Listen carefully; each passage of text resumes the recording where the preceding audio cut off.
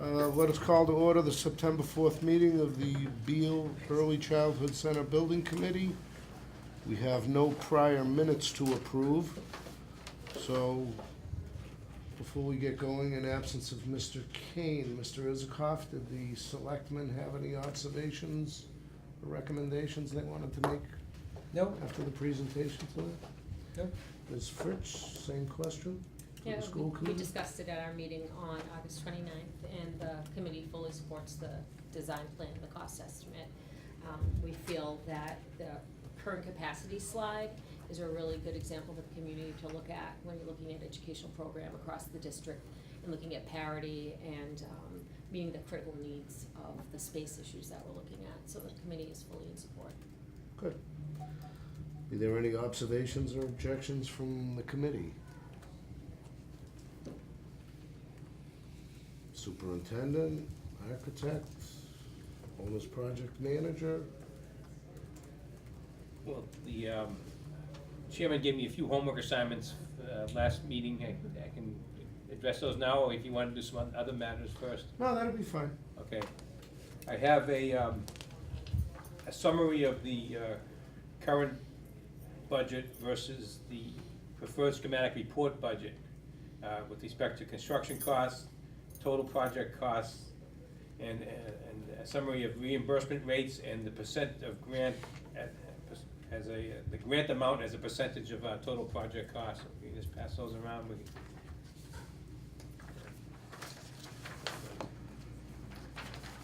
I also have the second homework assignment with a little bit of refresh of some historical costs that we've seen on school projects.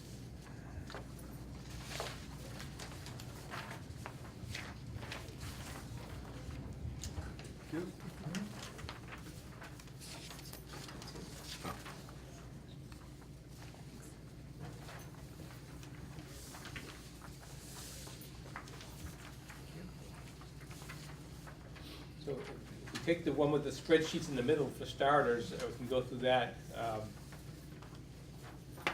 The top spreadsheet is a summary of the previous construction cost estimate versus the current construction cost estimate.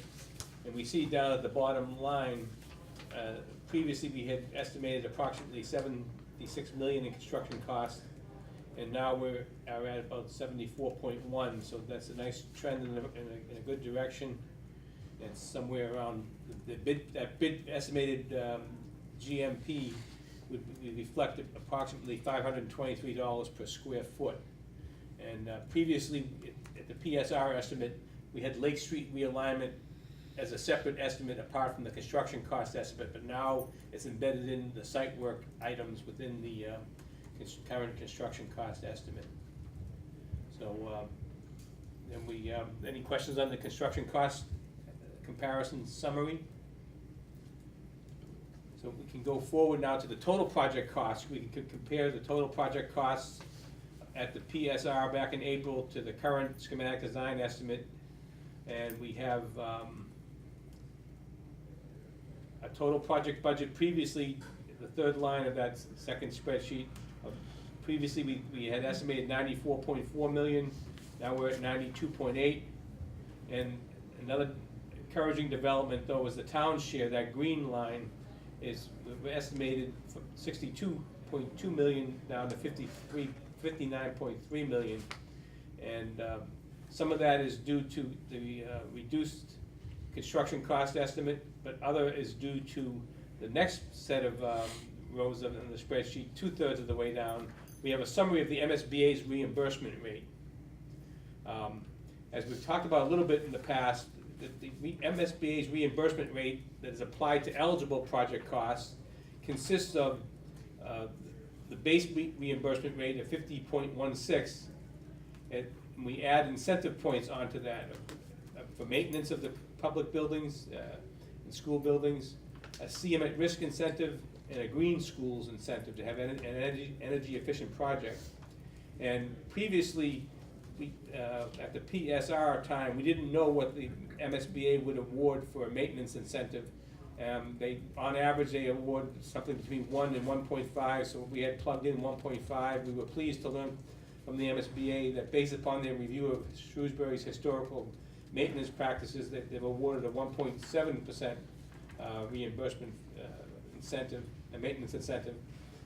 And CM at risk, we had thought this project would not be eligible, but the date that this project was invited in to the MSBA's capital project pipeline was just before they've eliminated that CM at risk incentive. So we're getting another 1% for CM at risk. So we have now, and we have commitment from the MSBA in writing, 54.86 reimbursement rate applied to eligible costs, and a 53, we previously carried a 53.66% estimate. But going back up to that spreadsheet above, below that green line, I've expressed an MSBA grant as a percentage of total project cost. So we've gone, because of that reimbursement rate change and the reduction in construction costs, MSBA's share is estimated to be 36.08% instead of the 34 we previously carried. So the reason we see a difference between the 54.86 reimbursement rate applied to eligible costs and the 36% grant value as a percentage of total project costs is because that reimbursement rate is only applied to eligible project costs. And the bottom part of the spreadsheet, I talk about some ineligible costs that the MSBA would not participate in, so they would, these costs would be 100% town funded, and only the other costs would have their 54.86% reimbursement rate applied to it. And we've discussed these before as a concept, and all, there was a little bit of disappointment because people hear the base reimbursement rate, but this is the effective reimbursement rate. It's still, we're still looking at the 36% reimbursement of total project cost. So it's still a good deal, but not what we would have hoped for if there was fewer ineligible costs. But some of the ineligible costs I just list down here. I don't have to read through them all, but the big hitters, would be building demolition and abatement, the existing buildings at the Glavin Center site that will be demolished. Excluded site costs. There's a lot of site costs in this project to allow the school to be built on site, and the MSBA caps their reimbursement at 8%. The site costs, they reimburse their full percentage on the amount of site costs that are up to 8% of the building costs. So the reason they do that is they want to try to restrict their reimbursement to things that are educational and related to the educational program. So that's a rather large number, $6 million in excluded site costs. That includes the Lake Street realignment and some other items going forward. I jumped over land acquisition costs, the second item, that's also categorically ineligible at $915,000. And the construction costs, excluded construction costs, they cap their reimbursement rate at $333 a square foot of building costs. And back when the Shrewsbury Middle School was done, the building cost was about equal to, per square foot was about equal to what their reimbursement rate is. But over time, the MSBA, their base reimbursement rate of construction costs hasn't kept pace. That's increased about a 3% rate since 2011, whereas construction costs have gone, somewhere on the order of 3 to 5%, depending upon what year we're talking about. So that's why we have that kind of large number there. And but also part of this ineligible amount is we have 5% construction contingency to that's an allowance for change orders that might happen during the course of a job. So they only typically participate in the 1%. But to the extent that we don't use that owner's construction contingency, this is a hypothetical number. So we see a total of roughly $31.8 million of ineligible costs. And those types of costs are the ones that don't get the reimbursement rate applied to it. Any questions on there's a lot of information. Any questions? Yeah, what would be included in markups on excluded construction costs? What is that? Right, so when we look at the top spreadsheet, we have total direct costs, we say $54.86 million was the schematic design estimate. And, so when we talk about demolition, that cost is $650,000, excuse me, demolition was, $650,000, and actually, it might be a little bit of typo here, yeah, so it's actually $725,000 now, but that's unmarked up. So, and you see down below, design contingency, GMP contingency, that's the CM contingency, escalation, general conditions, all those things are added on to the direct construction costs. We go from 54.8 million down to 74.1 million. So when they don't allow particular elements of the building costs, they also don't disallow that, they prorate the markup that are applied to those direct costs. Okay, thanks. It's just an arithmetic formula that they use, and as difficult as it seems, they do that to all school districts, so. We're treated the same as all the other districts, but every district wishes it could be something different.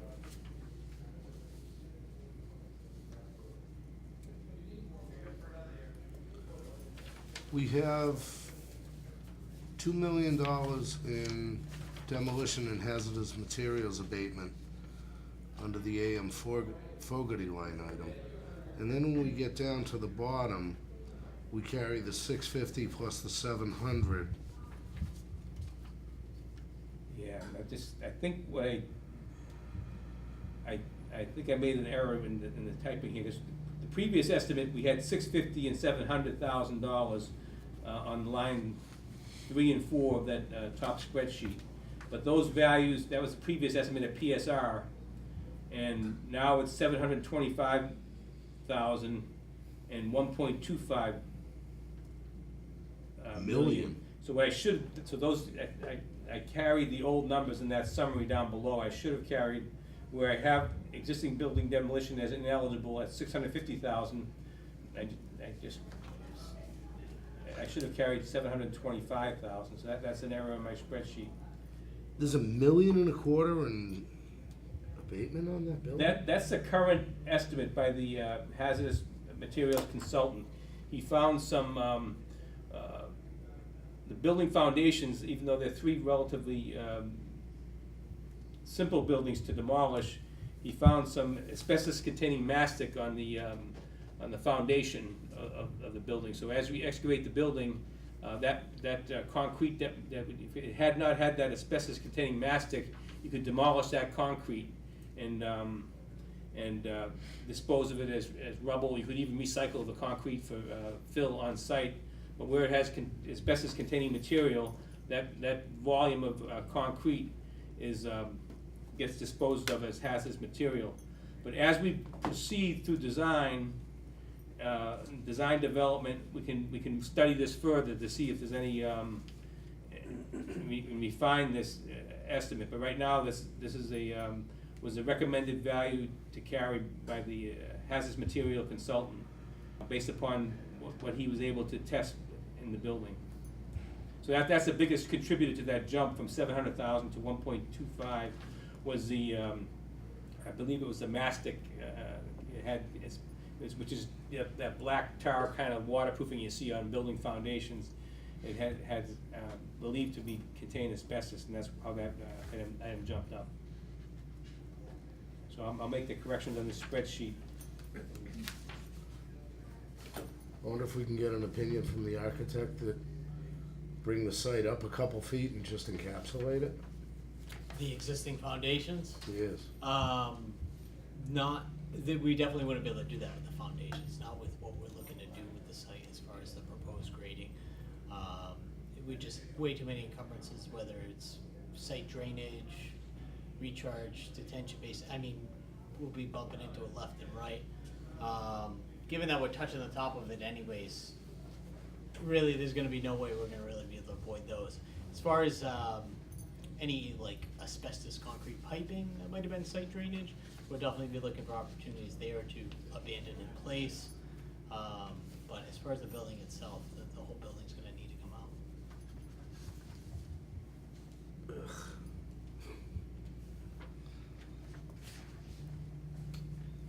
Mr. Queenie, the Lake Street realignment Mhm. number that was funneled up to the project up top in Yes. a separate category, is that built into site work? Is there any demo or hazardous materials that some of that work is way into those categories? No, that would be included within the $9.5 million site work, and it's approximately 1.25 million is within that 9.5 million number is the Lake Street realignment.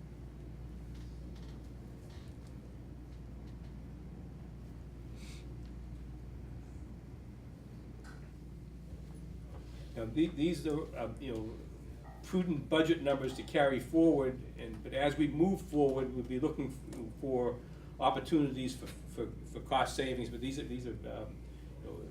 appropriate budget numbers at this point, but as the design progresses forward, and we would be looking for any type of cost saving measures to help bring some of these estimated costs down, and that's a normal procedure that we do with on every construction project. As the design progresses, look for means of finding some savings and bringing the bid price in below what the estimated price would be. And if there's no more questions on this, the other. Actually, I have yes. one. How did we cut the performance and payment bond cost by less than half? Because on the first estimate, where you see the line for performance and payment bond, 1.4 million, the estimator lumped that together with general liability insurance.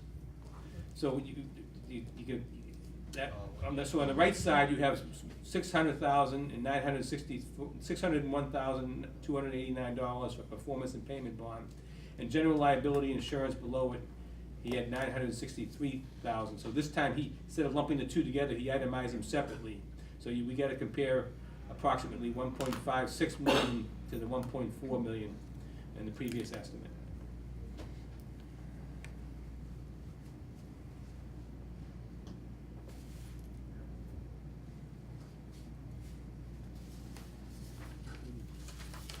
Another item that the committee chairman asked me to study was just to refresh some of the historical cost data that we've looked at. So I have this 8.5 by 11 sheet in color, kind of wide sheet with the long curve going from 2010 up to 2021.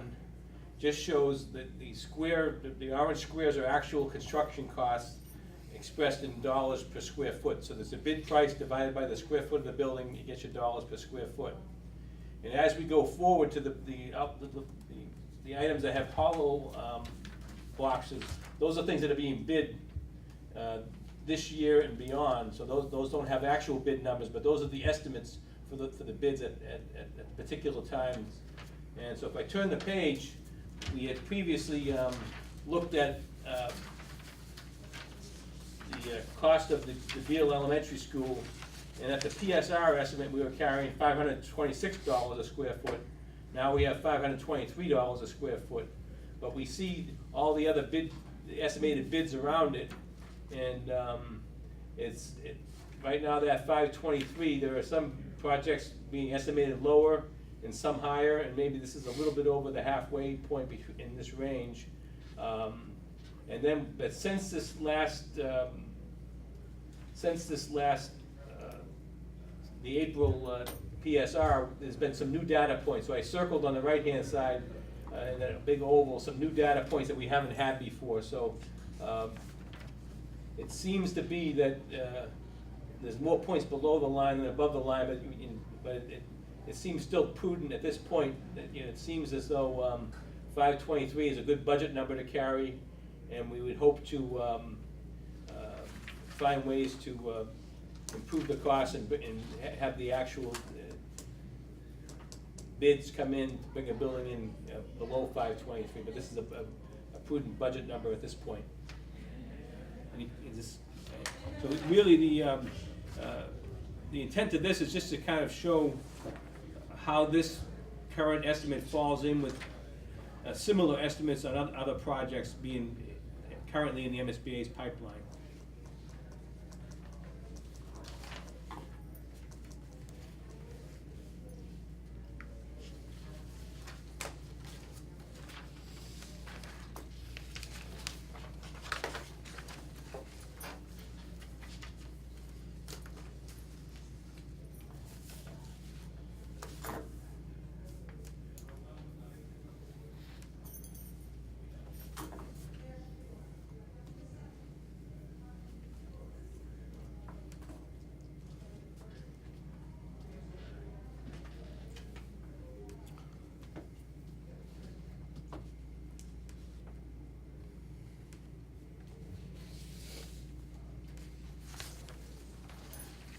I know we have, do you have any, we have the schematic design submittal to the MSBA.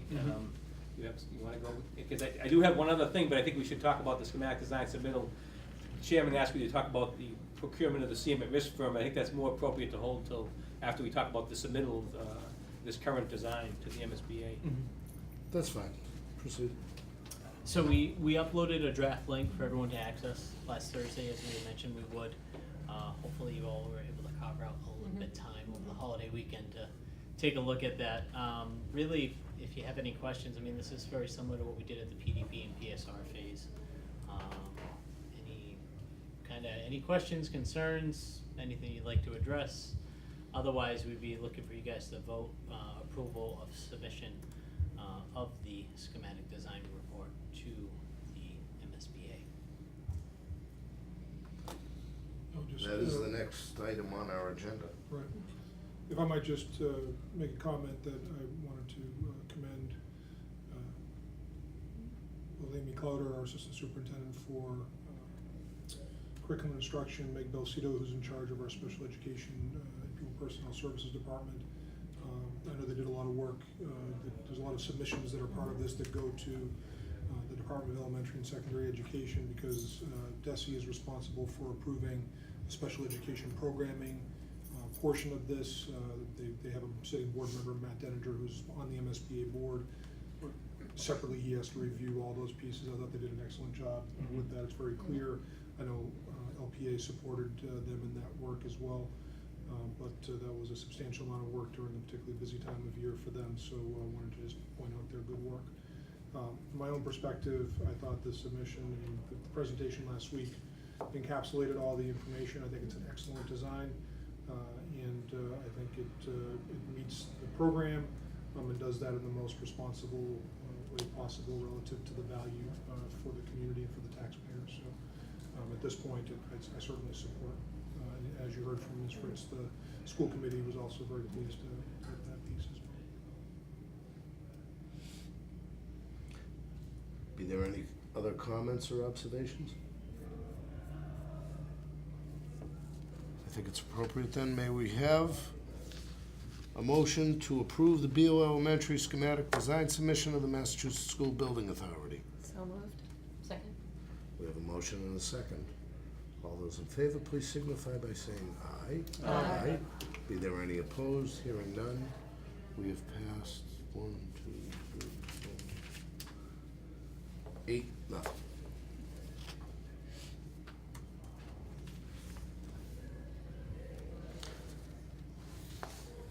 Next on our agenda, actually, did you have any information that you wanted to pass on regarding Yes, we have. CM at risk? CM at risk procurement. I just have a quick summary of the next steps in the CM at risk procurement, and also a quote from an organization called Project Dog to electronically host the statement of the request for qualifications and the request for proposal. It's been a while since we talked about CM at risk, so before we get into what's in the handout, just in general terms, the CM at risk approach, construction owners have the opportunity to interview their contractors and select them based upon qualifications and price, and rather than with the traditional design bid build where you select the lowest qualified bidder and without any review of the particular qualifications. Now, it's a two-step procurement process. With CM at risk, you have a request for qualifications where interested firms are invited to submit their qualifications. We form a selection subcommittee that reviews these statements of qualifications. And then from those statements of qualifications, a short list is developed. So I believe on the Shrewsbury Middle School and on the Shrewsbury Public Library, we had somewhere between 8 to 12 firms submit qualifications. Then we shortlisted I think it was 4 firms to interview on the library project, and we had almost 7 firms we interviewed at the Shrewsbury Middle School, but typically. Pardon me. Yeah. As a point of order, can I close this door? I can't, can I? Okay. We could open that one if it's less noisy. Maybe they heard me, I'm sorry. Please proceed. It's a good thing I have a big mouth. And so we have, but I would expect somewhere on the order of 6 to 10 firms would submit their qualifications, and we might shortlist 3 or 4 firms. You have to submit, shortlist at least 3 firms. But we would probably submit, depending upon what we see in the qualifications, we would probably invite 3 or 4 of those firms or more to submit proposals and come in for an interview. And so that would be the step after that. So to start, and our intent here is to have the CM at risk contractor on board at the start of design development in November. After the election in November, the designer will begin the next phase of design, the design development. And that will proceed for about 10 months until sometime next summer. We'll be able to do early packages, site packages, and then probably September, October timeframe, bid the rest of the work out. So during that 10 months design phase, the CM at risk would be on board as an advisor and looking for means of reviewing the ongoing design for constructability. Are there things in particular in the design that could be detailed differently to make the construction cost a little less? Are there complications that could lead within the documents that could lead to change orders that we might not want to have? And also they're very adept at value engineering, finding savings opportunities, and the other key benefit at the design development phase, at 60% construction documents phase, and at 90% construction documents phase, we do construction cost estimates to make sure we're always at or below this current budget we are on right now. And we've had 2 professional estimating firms supporting us, one supporting the OPM, the other supporting the architect, and they're very good, capable firms.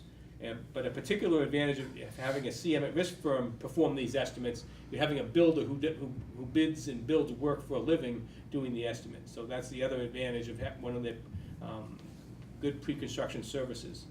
So we are on track to take full benefit of the CM at risk method by having them on board early in the design development phase sometime around November. But to get the ball rolling, I would suggest we start with the request for qualifications. And the steps for that are forming a qualifications committee. We already have required to have one from the architect, one from the OPM. And we'd have a minimum of 2 from the town. You could select 3 if you wanted to. So that would be one thing to do. We don't have to decide that tonight, but we also would like to advertise this. We're required by statute to advertise this request for qualifications in the Central Register, a local newspaper, and on Combis, a state of Massachusetts procurement system. And we're required by statute to allow 3 weeks from the time of 2 weeks from the time of advertisement in the Central Register to the due date. And we talked a little bit at the last meeting. I think 3 weeks would get us a little bit better responses, even though we're not in that much of a hurry. We could allow 3 weeks. So I would say if we decide to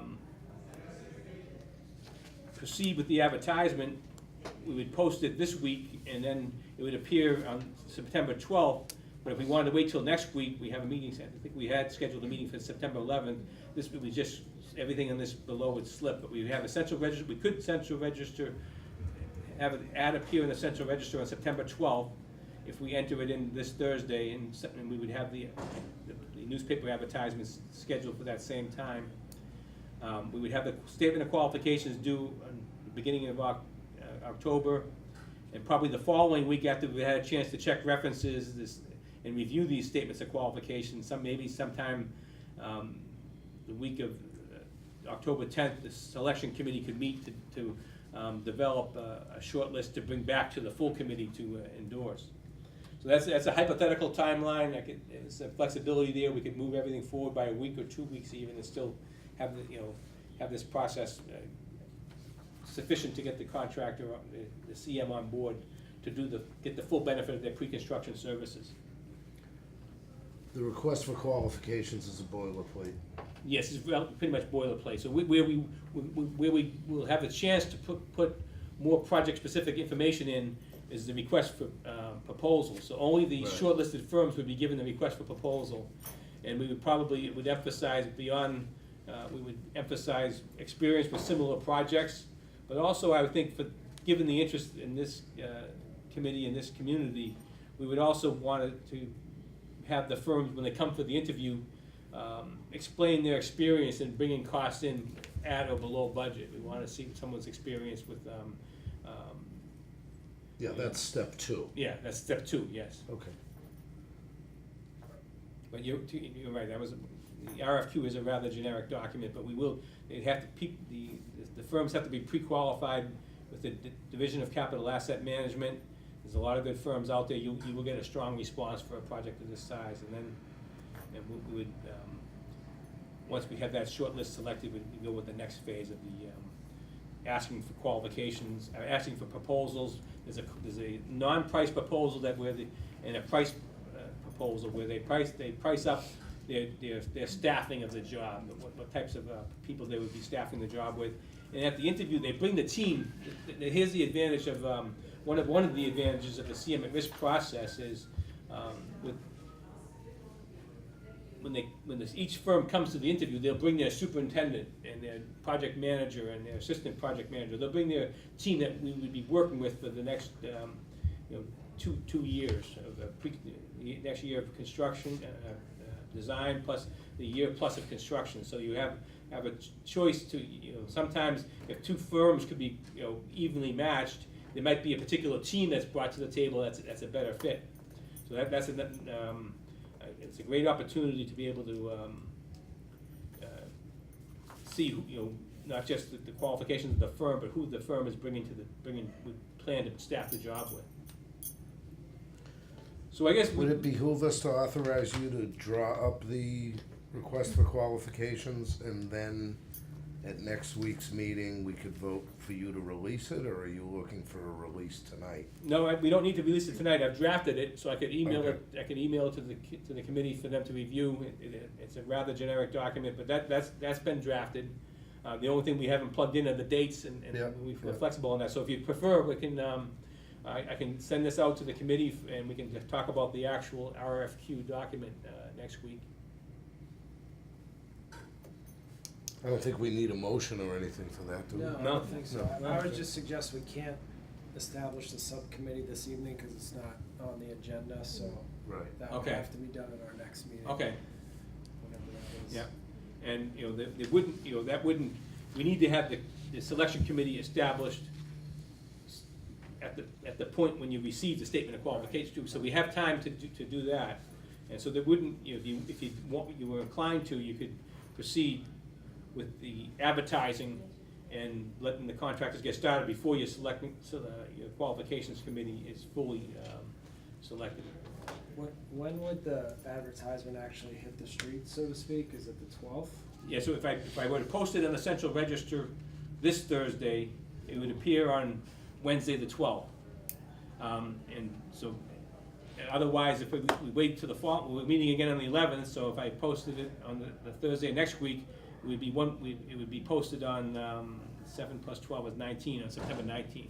And we would still allow 3 weeks for it. Say why we post it 3 weeks, let's not slip any time. Yeah, because we'll still get to review the document Right. before it's available. Yes, and you 'cause could they just have- make it available later in the day on the 12th in your advertisement, and then I say we In the next meeting, we'd pick the subcommittee and refine the document if refine the needed. times. Mhm. Have we a motion to authorize Mr. McQueenie to post for advertising, And- request for qualification? And one thing, this project dog quote, they have quoted $550 fee for hosting the RFQ on their website and receiving the responses to the RFQ, and the same thing with the RFP. It's an $1,100 fee, to allow, they also have an option for anybody who would want things printed out. We could print out these ones kind of the old-fashioned way instead of looking at it on the internet. But you are able to download these also, so you can have a PDF file on your computer. You don't have to always look at it on the internet. But I would suggest a $1,265 not to exceed value for Project Dogs hosting plus an allowance for printing. That would go along with the authorization to post this. And I think the advertisement, and probably the Worcester Telegram has been accustomed to advertising in Worcester Telegram. It's a rather lengthy ad, but I think $1,000 not to exceed for the newspaper ad, it's probably gonna be closer to $700, but advertising in the central, in the Worcester Telegram, it would be a not to exceed of $1,000. And Combis is free. And the Central Register is free. Have we a motion for Mr. McQueen, to authorize Mr. McQueenie to advertise request for qualifications in the Central Register, advertise request for qualifications in the Telegram and Gazette in the amount not to exceed $1,000, authorize Mr. McQueenie to advertise in projectdog.com for a price not to exceed $1,300.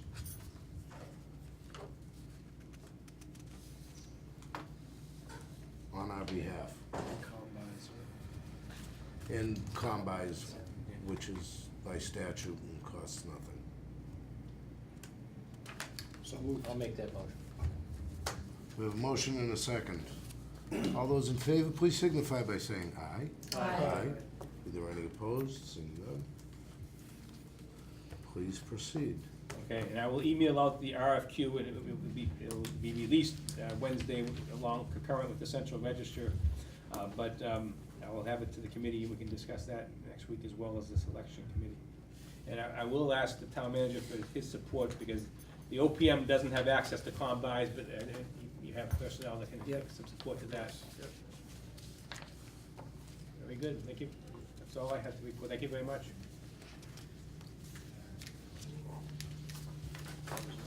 We have no item for other businesses as necessary. Our next item is to set the date for the next meeting. That would be September 11th, I believe, has already been set. 6 o'clock in the old Selectmen's Room. Yes. We've just recapped the most important dates upcoming, which I think I just want to clarify, but be sure that we've approved the submittal of the schematic design package. And the MSBA will begin to review that, correct, leading in the next couple of weeks. We submitted to them officially on the 12th, is the Okay. dates due to them. And so then we have a special town meeting on October 22nd. And then the MSBA board meeting on October 31st, at which time they would take a vote for the project scope and budget agreement, which is predicated upon their review of the schematic design information. Correct. And then provided that's all approved, we have a town election November 6th.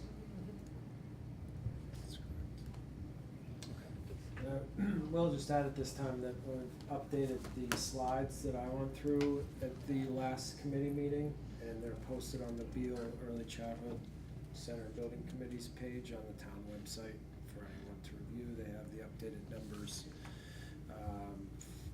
based upon the latest cost estimate and financing scenarios.